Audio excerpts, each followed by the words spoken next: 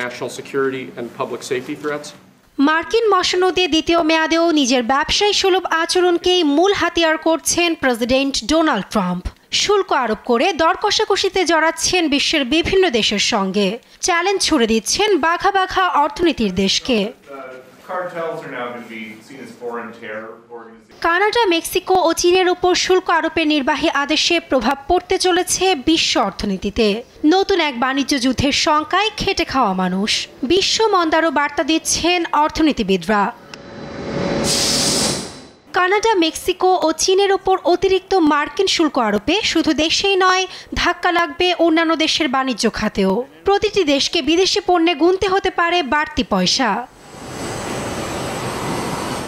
ট্রাম্পের আদেশে প্রতিশোধমূলক শুল্ক আরোপের পাশাপাশি বিকল্প বাণিজ্য তৈরির চেষ্টার হুমকিও দিয়েছে কানাডা।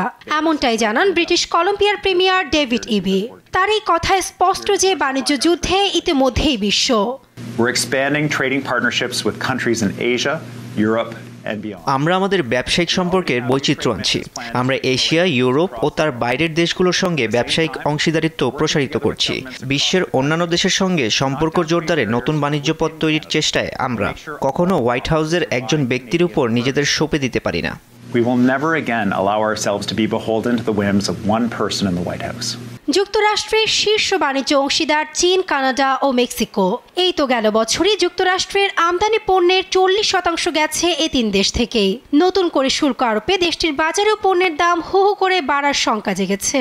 তবে ট্রাম্প এটিকে নিজের দেশের জন্য মঙ্গলজনক বলেই মনে করেন, কারণ ট্রাম্পের নীতির কারণে মার্কিন উৎপাদনকারী ও আমদানিকারকরা অভ্যন্তরীণভাবে পণ্য উৎপাদনে বাধ্য হবে। ফলে এই সিদ্ধান্ত বহির্বিশ্বের ওপর যুক্তরাষ্ট্রের অর্থনৈতিক নির্ভরশীলতা কমাবে বলে মনে করেন প্রেসিডেন্ট ট্রাম্প। তবে ট্রাম্পের 10% শুল্ক নীতির আওতায় পড়া চীন শুধু যুক্তরাষ্ট্রেই নয়, দাপটে বাণিজ্য করে বেড়ায় সারা বিশ্বে। ট্রাম্পের প্রথম মেয়াদে যুক্তরাষ্ট্রের সঙ্গে বাণিজ্য যুদ্ধ বেশ ভালোভাবে সামাল দেয় যুক্তরাষ্ট্রের অন্যতম প্রতিদ্বন্দ্বী বেইজিং। তবে এবারের প্রেক্ষাপট ভিন্ন হওয়ায় শি জিনপিং সরকার নতুন বাজারের দিকে ঝুঁকবে। নাসরিন আক্তার, নিউজ ডেস্ক, দেশ টিভি।